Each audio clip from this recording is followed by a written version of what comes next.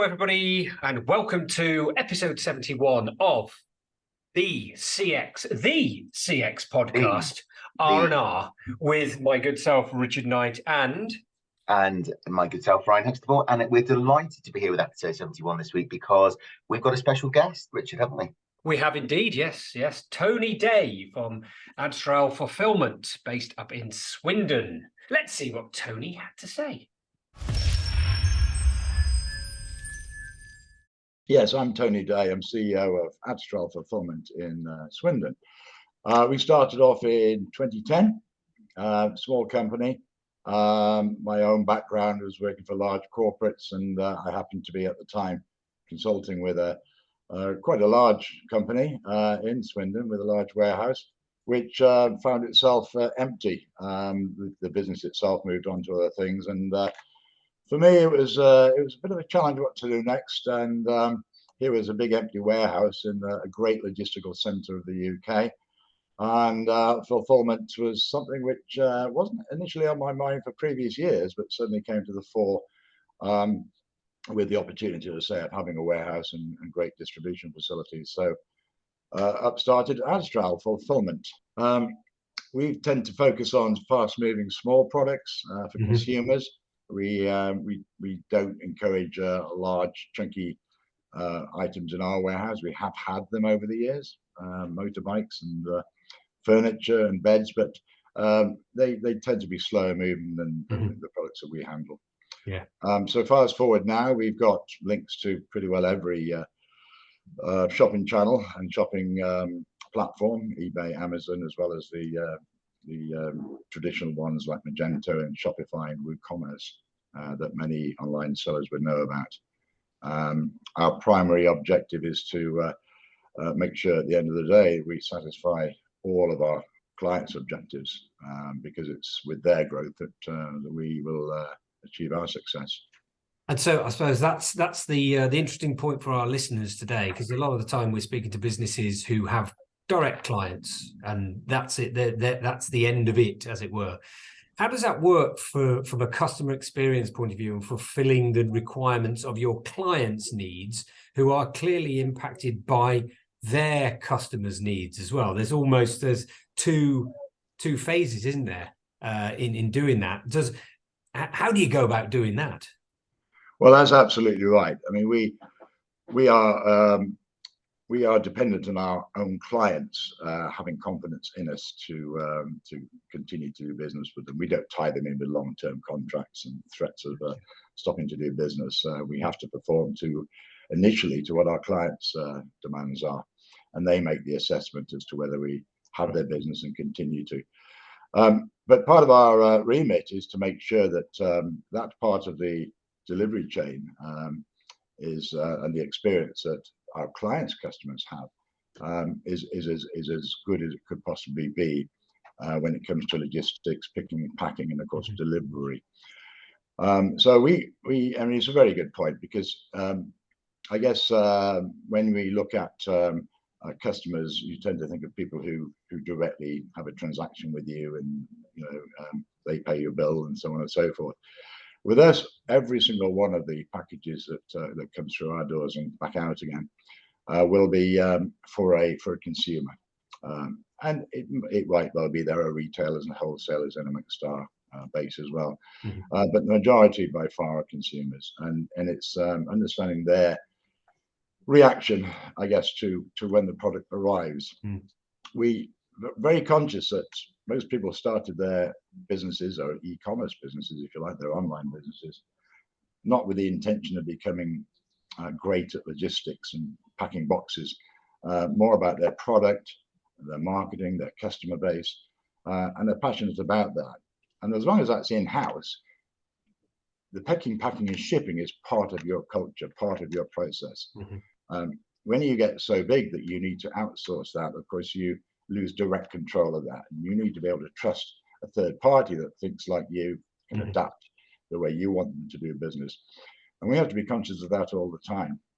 And about you, Rich, but most of my purchases are online nowadays. I tend to spend more time buying online than I do in stores nowadays. And if I want something, I want it as soon as possible.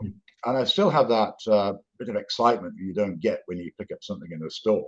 But when the package arrives, it's wow, you want to unpack it, you want to make sure it's the right product, you have an impression of how it's delivered, what it's delivered in, whether the packaging on the outside has got dented corners, and of course ultimately the product inside has to be exactly what you ordered, the right color, the right size, the right quantities. And they're the things which we tend to focus on, is making sure that we do what we say we do it accurately, and we always do it on time.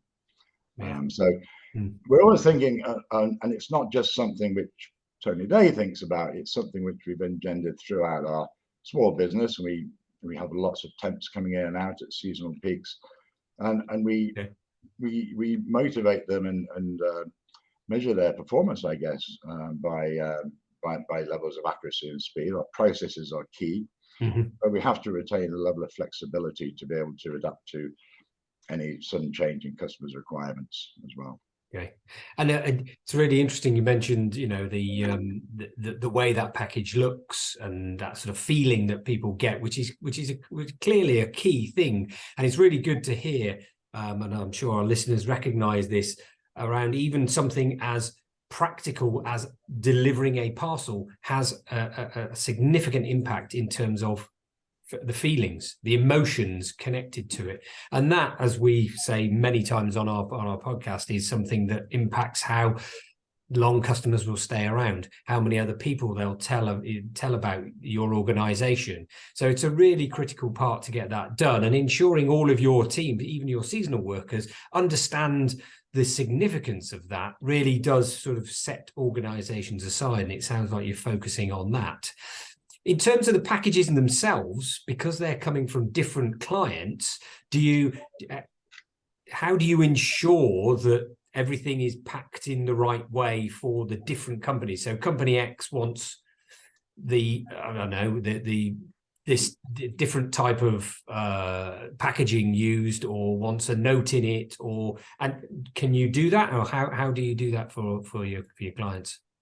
Yes, we can do some amount of personalization, and it's quite difficult to combine the guaranteed speed and efficiency of getting all orders received by 5 p.m. out the same day, which is what we do at Adstral.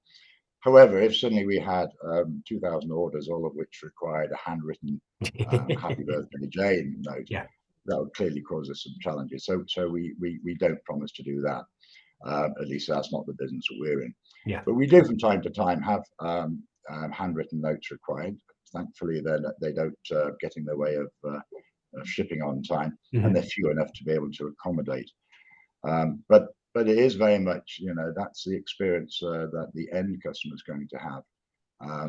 We do have provision on our dispatch notes to include gift note messages when people buy a product online. They may complete a field which is a gift message, which people would be familiar with, and that in turn is printed on our dispatch notes.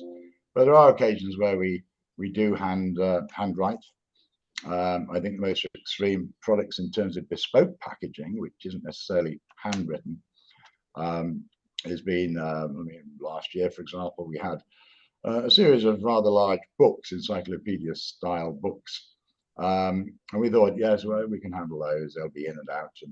But the founder and person and the author, who's also leading up the kind of commercial charge, said we'd like to add some value to their customers' experience. So we had perfumed stones in a lovely velvet bag, put into a box with the encyclopedia.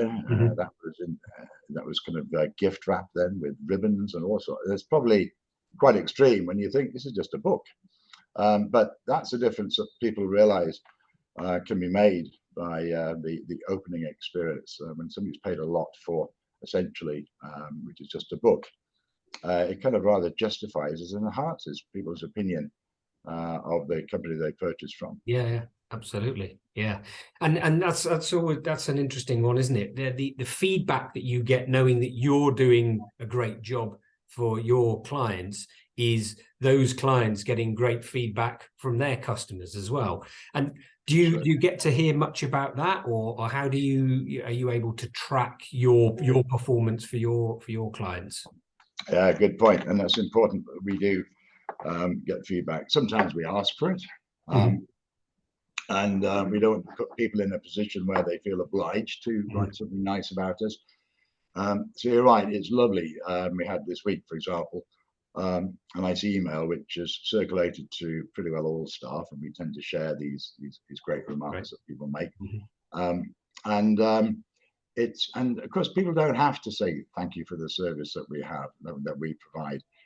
So when it does come back, it normally comes back from a fairly senior level, who thinks that level of service has made a difference, and they feel strongly enough to be able to write to me or part of my management team, or their direct account manager, just to say thank you. And it's still magical. It's still great to hear somebody's taken the time to say thank you for a service which they should expect at the end of the day.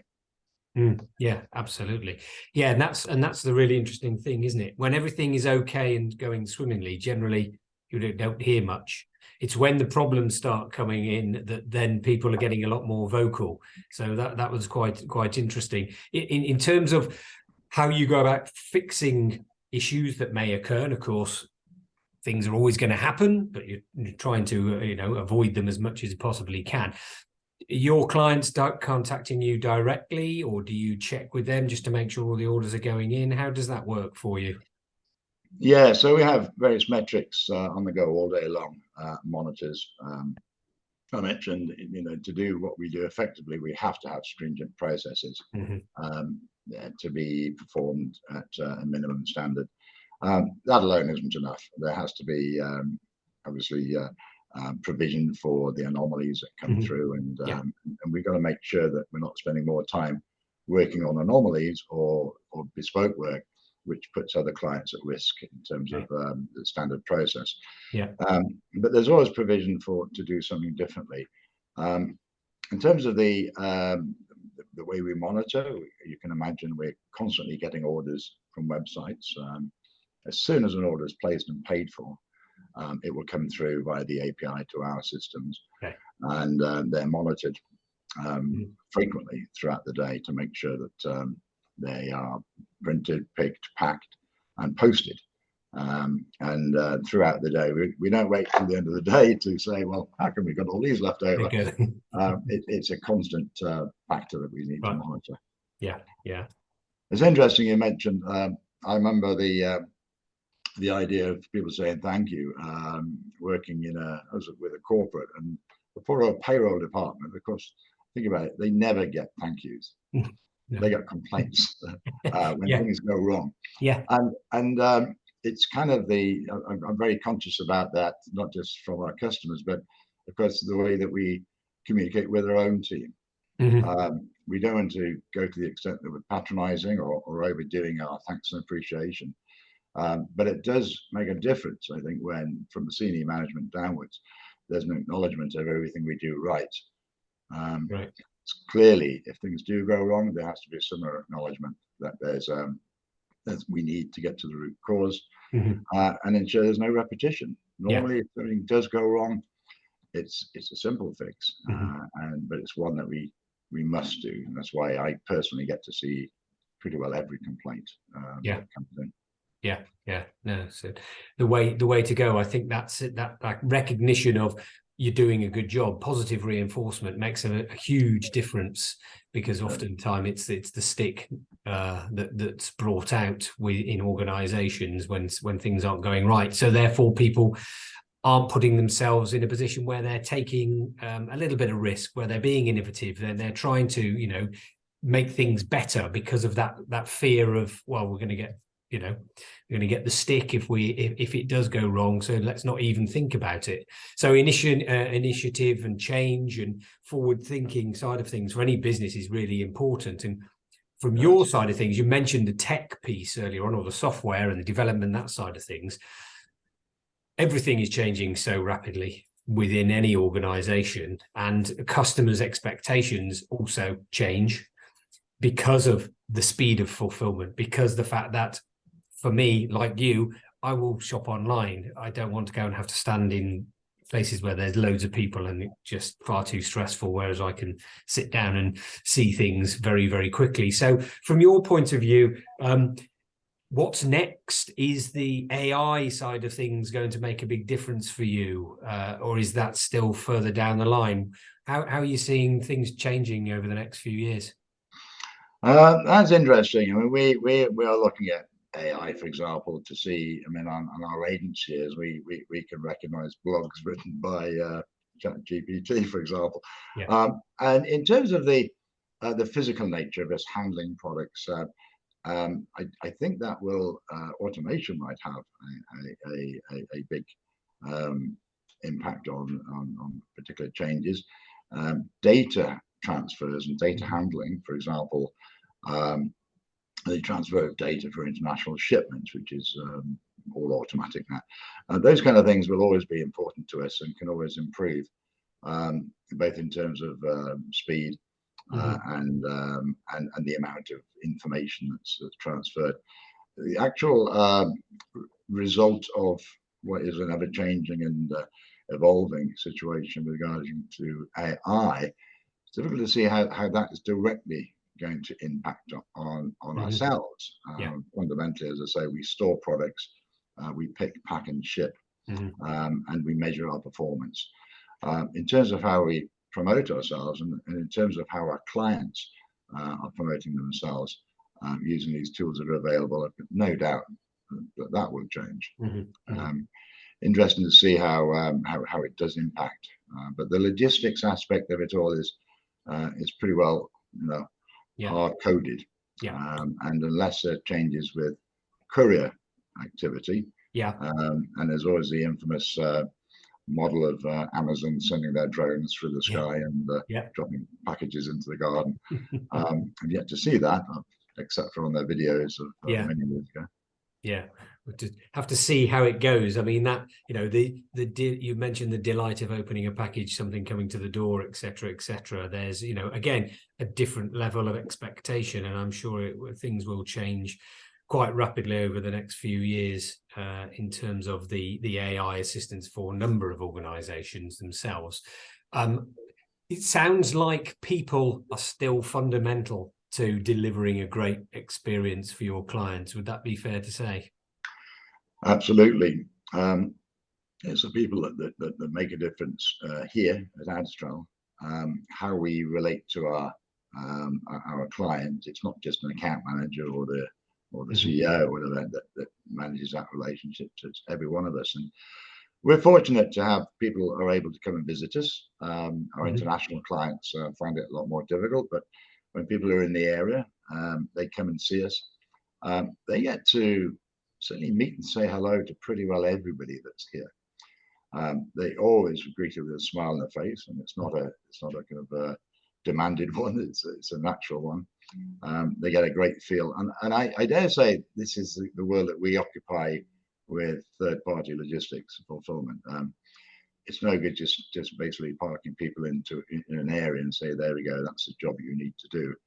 As I say, it's this concept that you're helping to grow our brand, you're helping to enhance somebody's experience when they receive this, and it's not as corny as it might sound. It genuinely is both a motivator for my staff and for our people here, but also a measurement of I guess, a success when people will buy again. Many of our clients have got not just repeat customers, but they've got communities, particularly beauty and cosmetics. They have distinct products.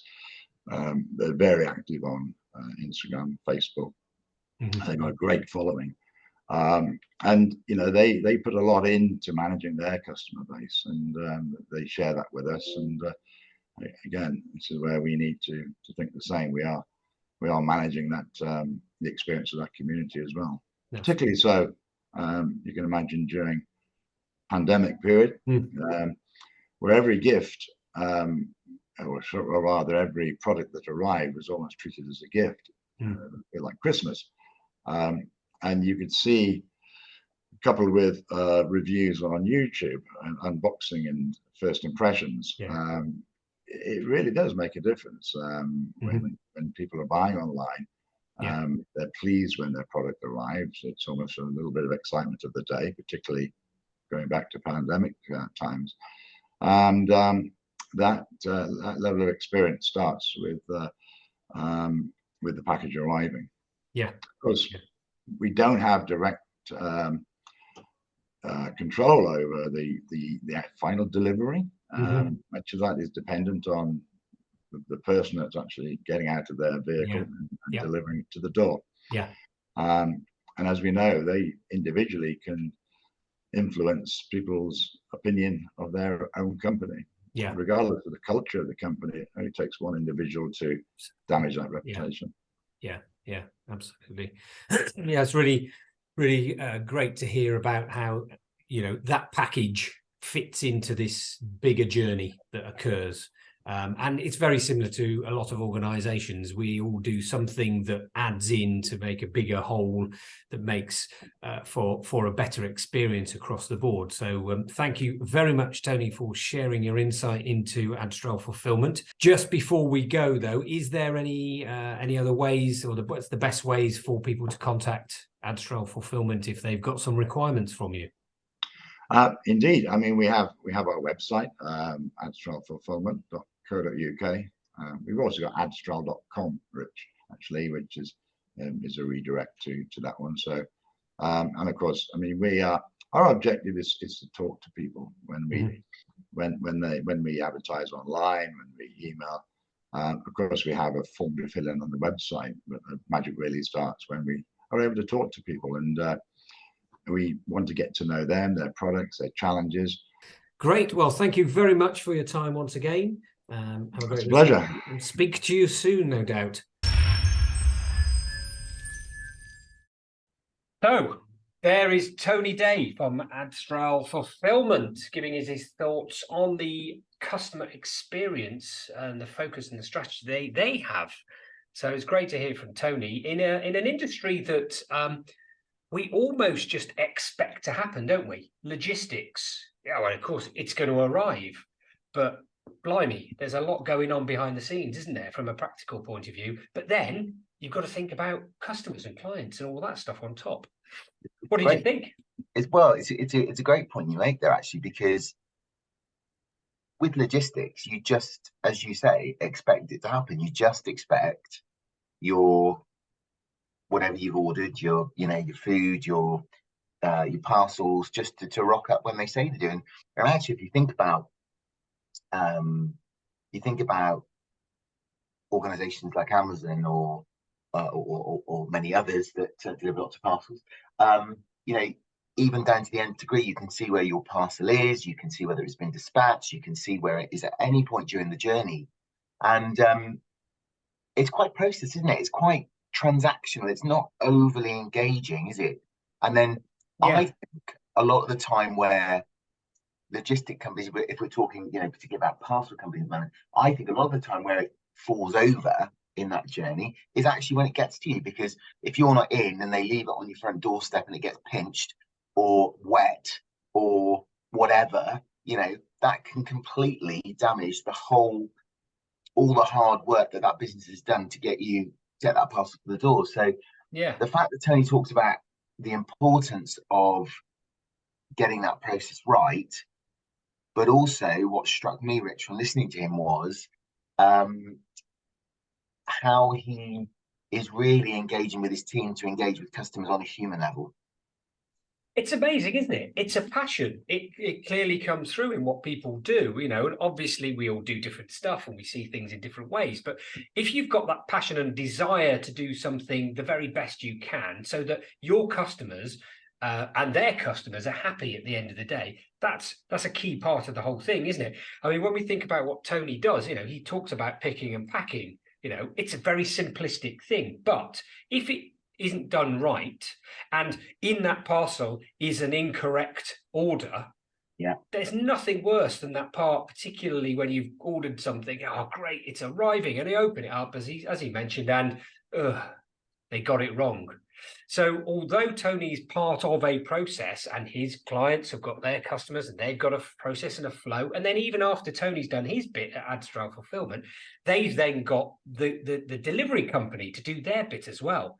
So there's multiple parts of this journey that in fact have got multiple companies involved. And actually, from listening to Tony, if everybody could have that real passion and focus on delivering the best they possibly can for their bit, then that whole journey would be absolutely incredible. You know, and I think I know you're good on fire today, which you've raised another really good point. So I'll go and have a lie down in a minute. Don't worry. It's fine. Yeah, blimey. When you've got multiple stakeholders as part of a client journey, that can often be the recipe for a customer experience disaster for all the reasons you've just mentioned. And it's interesting, actually. I with a couple of my clients a couple of weeks ago ran a lunch for architects and building suppliers, and we discussed the opportunity for architects, builders, building suppliers to work much more hand in glove with the end client in mind.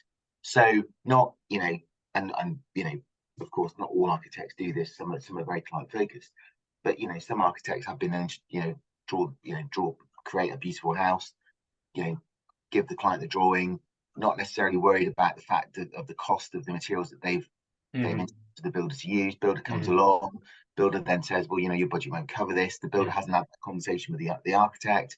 And then the building suppliers aren't communicating with the builder around cost increases.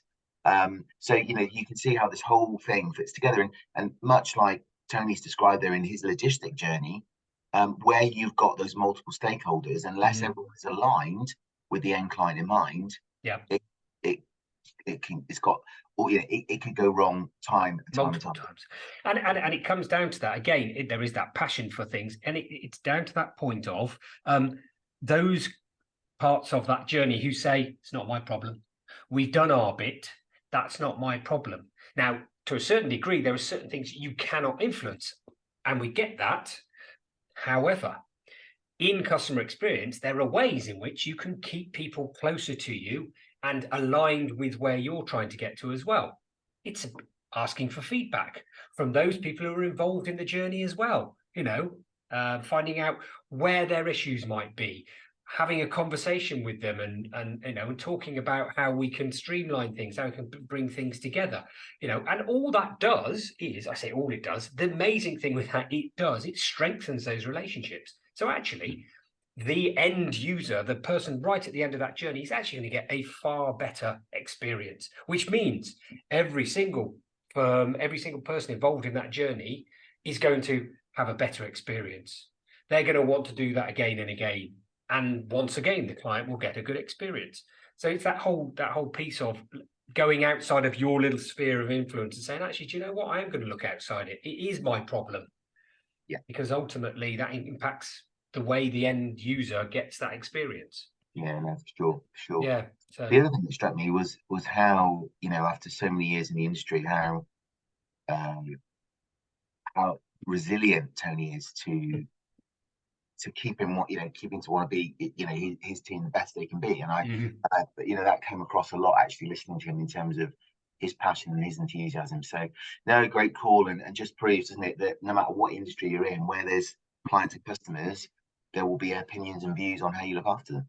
Actually, interesting your point there, keeping going and wanting to do the best, etc. Tony clearly providing great service for his clients, but he also asked us to check that for him, to do that mystery inquiry, to ask about something. And actually the experience that our researchers experienced, strangely enough, within that interaction was fantastic, because there was somebody on the end of the telephone. There was somebody clearly wanted to make a difference.